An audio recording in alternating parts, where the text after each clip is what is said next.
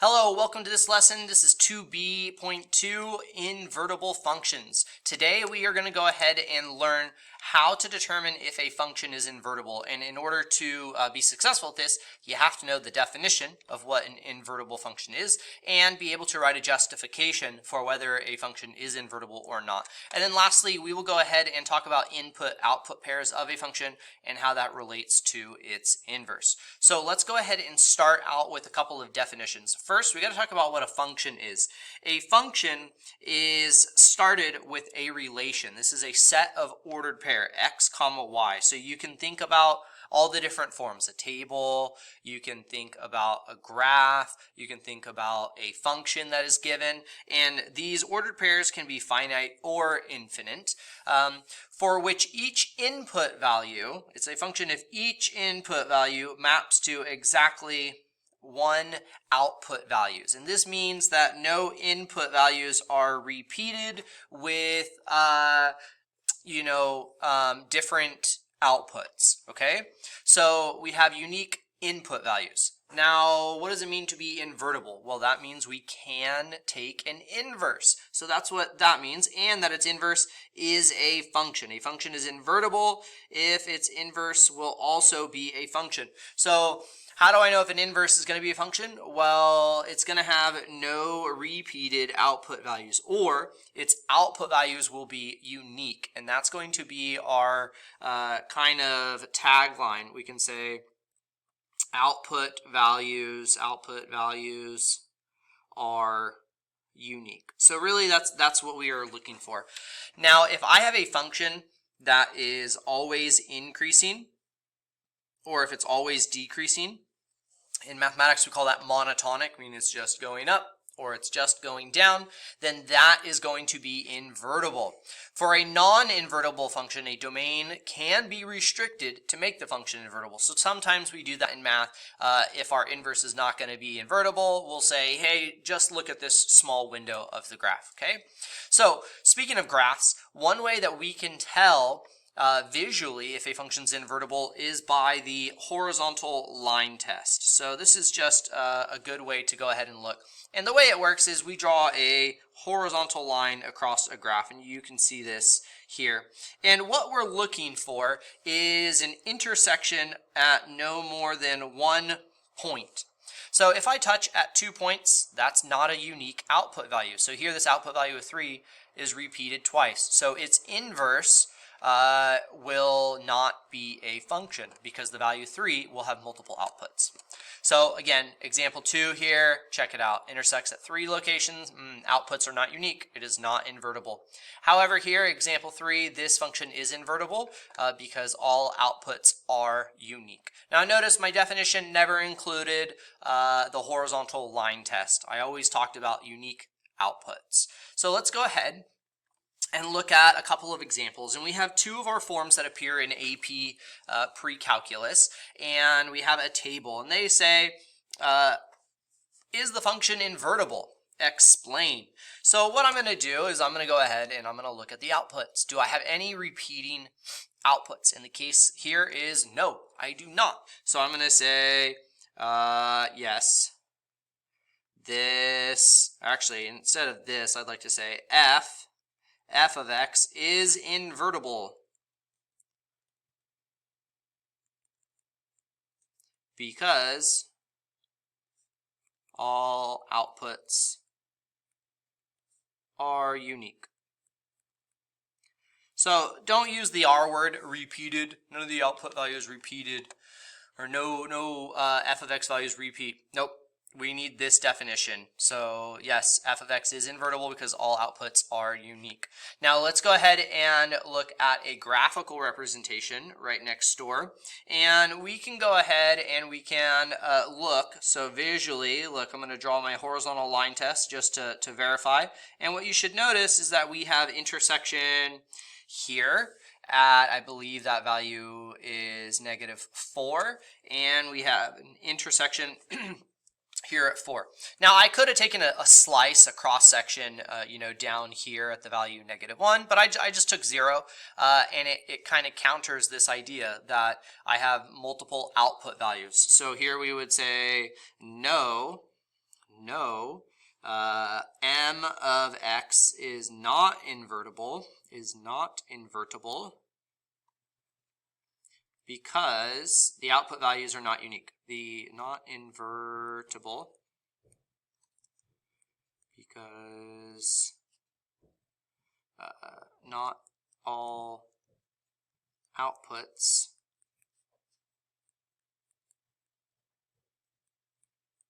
are unique. And the AP Precalculus exam likes you to also give a justification. So what I'm going to say here is I'm going to say m of -4 is equal to 0, which is the same thing as m of +4. Okay, so I'm just showing, hey, the x value -4 and 4 return the same value. Not invertible. Okay, here are two practice problems. Please go ahead. I want you to try this example, and then I'll show you the answer here in a second. So pause me. All right, let's check out the answer. Hopefully you paused me and tried this one. Here, h is not invertible because the output values are not unique. Notice you should have seen the -1 that repeats. If that happened, if other output values repeated, all you have to do is focus on one. And for instance, I say down here, h of 5 is equal to h of 7, which is equal to -1. So just notation wise, you can put the two functions equal to each other and then include the output, or you can put the output, in between, kind of like I did here. So no wrong or right way, but that is the response. Okay, so hopefully you got it. Let's go ahead and move on to the next practice one. Here is a given graph. Can you guys determine, is this function d of x, does it have an inverse function, or is it invertible? Pause me, write a response. Okay, I use some different language here just because I want this idea to come through or be conveyed. I said, yes, d of x has an inverse. That is a function. So let's just be clear, all relations have an inverse. We can switch x and y for all relations, but the question about invertibility, and I've been using that word, invertible, that means is the inverse a function? So I just used that very explicit language here. I didn't use the vocabulary word invertible. If you use invertible, you nailed it. But sometimes they'll ask this question, does d of x have an inverse that is a function? Or is the inverse of d of x a function? So here, in this case, we would say, yes, the inverse of d is a function. Porque all output values are unique. That's your justification. All the output values are unique. You cannot reference horizontal line tests. So I don't know graphically if you guys, played some Fruit Ninja and took slices, but you can't use that as a justification. College Board doesn't accept that. Okay, so let's go ahead and look at how this would appear on the AP Precalculus exam. This question, it could come up on a multiple choice, but it has came up on the free response in question number 1, when they usually give you a table of values and then a function in algebraic form. But we've just simplified this. Let's give a table of values for a function g, which consists of 5 real numbers, 1, 2, 3, 4, 5, and we say here, find all values of x for which g of x is equal to 4, or indicate there are no such values. So what I'm going to go ahead and do is, this is g of x, and I want g of x to be equal to 4. So this is very different than evaluating g at 4. I want g of x to be equal to 4, and check it out. Boom! There are 2 spots where g of x is equal to 4. So we can go ahead and respond here. We can say, okay, g of x is equal to 4 at x equals 2, comma, x equals 5. And that's all you need to earn the point. X equals 2, x equals 5. Those are going to return 4. Now part B, determine if g has an inverse function. And they do like to tie this to a question that we just had. I just showed that there are 2 spots where I get 4 as an output. So that kind of means the outputs aren't unique. So we would say no. G does not have an inverse function. And we have to say why. Because, and at this point it should be a canned response, not all outputs are unique. And they do want an exemplar. For example, when we say this here, we say g of 2 is equal to g of 5, which is equal to 4. So we're showing, hey, at 2 and 5, we get the same output, 4, not an inverse function. Okay, so that is part B. Oh, whoops, and I did part C too. Oh no.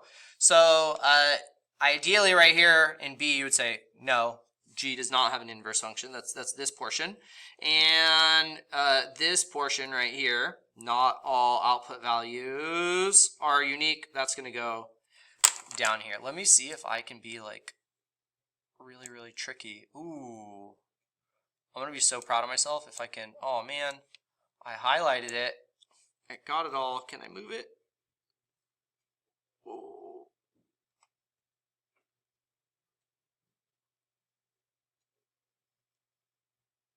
Oh, it's not letting me grab it.